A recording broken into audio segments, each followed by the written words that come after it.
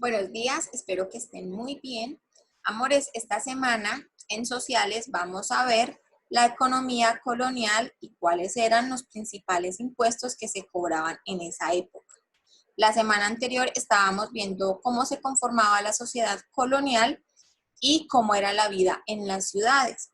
Toda esta historia pues la vamos a contar por partes, vamos a ir entendiendo. Primero fue cómo se conformó la sociedad, cómo era la vida en la ciudad, y ahorita vamos a hablar de la parte económica, ¿sí? En qué trabajaban, cómo trabajaban la sociedad de la época colonial para ganar el sustento, ¿sí? Los que tenían pues un bajo rango. Y también vamos a hablar de qué impuestos fueron los que se establecieron en esa época, ¿listo? Entonces espero que estén muy atentos, muy juiciosos, prestando atención.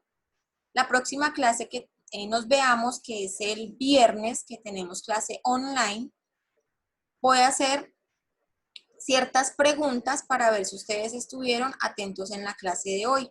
Y vamos a hacer otra actividad. Entonces estén muy pendientes. En la próxima clase también les digo cuáles serán los conceptos que van a tener en su cuaderno. Por ahora, en esta clase, que es muy importante que me pongan mucha atención. Si de pronto tienen alguna pregunta, apuntan en su cuaderno para que no se les olvide y el viernes pues me preguntan. Que se vean por favor los videos complementarios que yo les comparto en plataforma. No se pongan a buscar información por afuera, sino la que yo les estoy brindando. Porque a veces ustedes buscan por Google, buscan por YouTube y lo que pasa es que les brindan mucha información y ustedes de pronto se confunden. Entonces vamos paso a paso, poquito a poquito, viendo este tema. ¿Listo? Yo me encargo de sacar la información más importante para brindársela a ustedes y de esta manera pues no se vayan a confundir. ¿Listo? Entonces, a prestar mucha atención.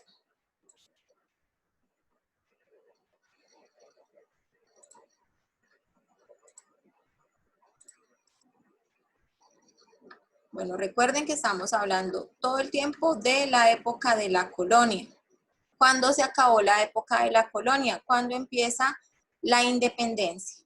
Entonces, antes de llegar a la independencia, vamos a ver qué fue lo que pasó en esta época, en la época de la colonia. ¿Listo?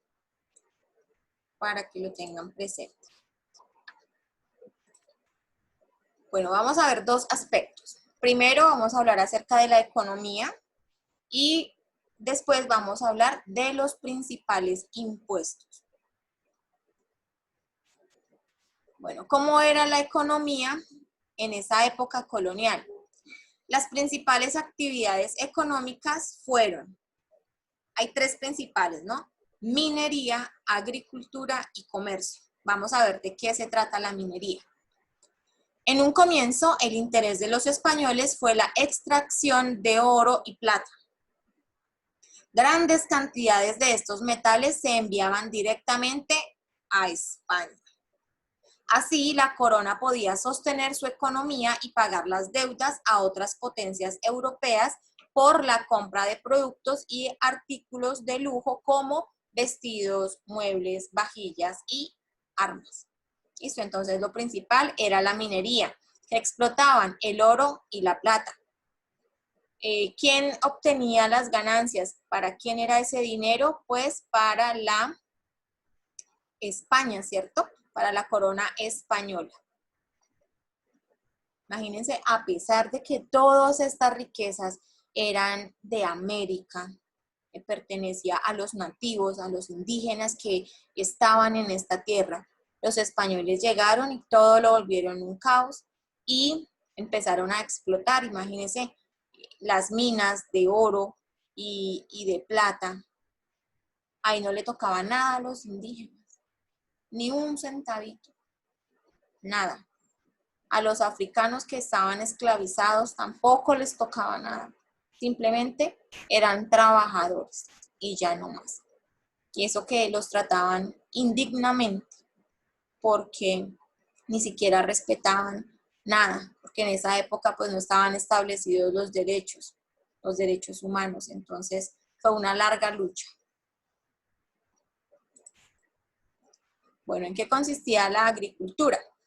Bueno, se desarrolló para satisfacer las necesidades de alimentación de la sociedad colonial, pero a finales del siglo XVII, cuando los recursos mineros se fueron agotando, se cultivó la quina, el tabaco y el añil, que eran exportados hacia España. Entonces tenemos 3 productos: la quina, el tabaco y el añil. ¿Listo? La agricultura fue una de las principales actividades económicas durante la colonia.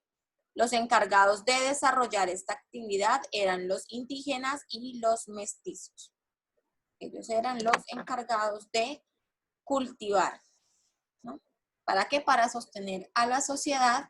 Y recuerden que todo lo que se vendía, todo lo que se hacía era para las ganancias, y todo eso era para la corona española. Bueno, ya vimos la minería, la agricultura. Vamos a ver el comercio, cómo era que funcionaba allí. El gobierno español prohibió que sus colonias americanas comercializaran con otros países europeos. Así se creó el monopolio comercial, es decir, el control absoluto de España sobre el mercado de las colonias. Es decir, que no le permitían comercializar con otros que no fueran los de España. Ellos querían tener el control absoluto sobre las colonias. De allí parte, pues, que hagan la moneda, ¿no? Que sería, pues, la representación económica para poder comerciar. Vamos a ver entonces, durante la colonia aparecen las primeras formas de dinero representadas en monedas. Con la creación de la Casa Real de la Moneda, que fue en 1621, en la ciudad de Bogotá, se instalan las máquinas traídas de España para elaborar las primeras monedas de oro en América, llamadas doblones. Entonces, ¿cómo se llamaron las primeras monedas? Doblones. Atentos. Otras monedas de esta época fueron el escudo, que se elaboró en oro, los reales en plata y los cuartillos en cobre o níquel. Y ahí tenemos las imágenes que representan las primeras monedas que se manejaron en Colombia. ¿Quiénes las hicieron? Pues los españoles. ¿Con qué fin? Pues con ellos manejar el comercio. ¿Listo? Para que la colonia no tuviera ninguna relación de comercio ni económica con nadie más que no fuera ellos. Ellos querían tener el dominio total.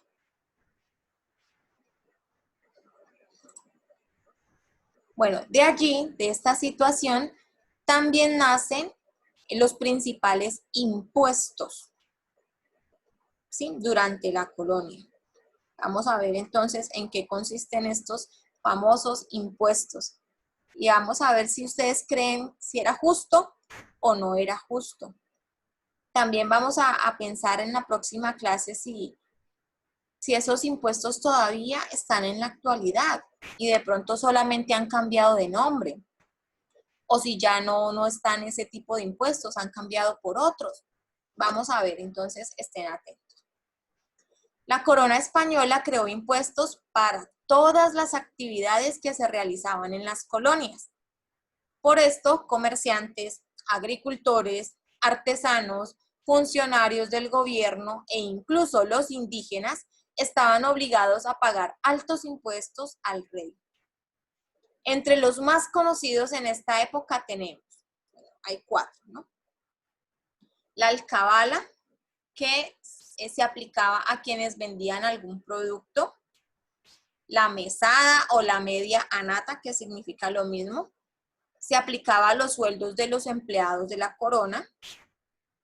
El quinto real fue aplicado a la minería y consistía en que la quinta parte de la producción de una mina era para la corona. Toda la ventaja que tenía. Y el diezmo. El diezmo era un impuesto que cobraba la iglesia a los propietarios de las tierras. Diezmo significa la 10ª parte. Es la 10ª parte de las ganancias que obtuvieran por las tierras. Los propietarios tenían que de una vez el 10% dárselo a la iglesia. En el video complementario que les voy a poner en plataforma, se puede ampliar un poquito esto de los principales impuestos, así que estén muy atentos, por favor, juiciosos, mirando los videos complementarios para que tengan más información. Bueno, ya vimos cuáles eran los principales impuestos. Ahora vamos a ver cuáles son las principales instituciones económicas, que en este caso tenemos 3. La mita, la encomienda y los resguardos. Estén atentos, amores, porque vamos a ir encontrando en qué se parecían o en qué se diferenciaban, ¿sí? En la próxima clase vamos a hacer ejercicios de esos para que por favor estén entonces muy pendientes. La mita consistía en llevar grupos de indígenas a las minas o a las haciendas para que trabajaran al servicio de los españoles, ¿sí? O sea, sirvientes, a cambio de un pequeño salario. Las mitas estaban controladas por un funcionario de la Real Audiencia denominado corregidor. ¿Listo? Entonces era llevar a los indígenas a trabajar por algo muy mínimo, algo supremamente mínimo de salario. Y pues todo esto lo manejaba el funcionario de la Real Audiencia.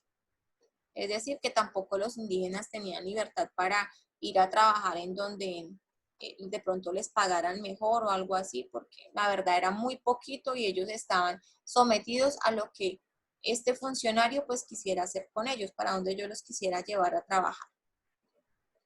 Vamos a ver en qué consiste la encomienda. Era un territorio indígena que los reyes entregaban a un español para que éste lo administrara. Este administrador, conocido como encomendero, hacía trabajar a los indígenas, quienes además, imagínense, además les debían pagar una parte de lo que producían sus tierras. Los indígenas eran dueños de esa tierra, de ese territorio y de todo lo que estuviera allí. Pero ¿qué hicieron los españoles? ¿No? Nombraban a un español, le vendían, le entregaban esas tierras y ese español lo que hacía era poner a trabajar a los indígenas, ya les robaba eso, sin preguntar y sin nada, era dueño y señor de todo, y a los pobres indígenas, ¿qué les tocaba? Les tocaba pagar para que los dejaran producir en sus tierras. ¿Ah? Imagínense, vayan pensando todos esos abusos, todo lo que hicieron los españoles. Abusaban de todas las maneras, de forma física, forma psicológica, de forma económica, bueno, todos los aspectos de las personas, los españoles abusaron, atropellaron a los indígenas que estaban en América.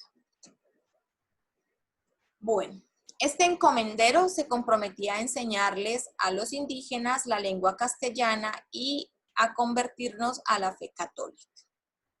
Ese era el gran favor que ellos le hacían a los indígenas. Enseñarle el idioma, que pues vemos que nosotros heredamos ese legado, porque nuestros antepasados indígenas pues no hablaban el español, castellano. Ellos tenían sus propios dialectos, pero los españoles a las malas les enseñaron su lengua, su idioma, y pues nosotros venimos de toda esa parte de la colonización, y esa también es nuestra herencia. Por eso nosotros hablamos el idioma de los españoles, con ciertas modificaciones, porque no fue copiado exactamente, pero sí la mayoría de las formas en que nosotros manejamos el español, pues es heredado de ellos desde la época del descubrimiento y de la conquista.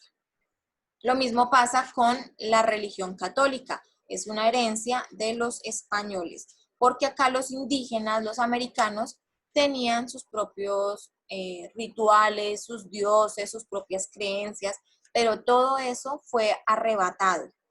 Y los españoles lo que hicieron fue proponer y hacer que se cumpliera su idioma, su lengua y también su religión. Vamos a ver entonces los resguardos, que sería ya la tercera institución económica. ¿Qué pasaba en los resguardos? Eran tierras que la corona entregaba a algunos grupos indígenas para que vivieran con sus familias y cultivaran en ellas. Los indígenas, al igual que la encomienda, debían cumplir con el pago de una parte de sus cosechas.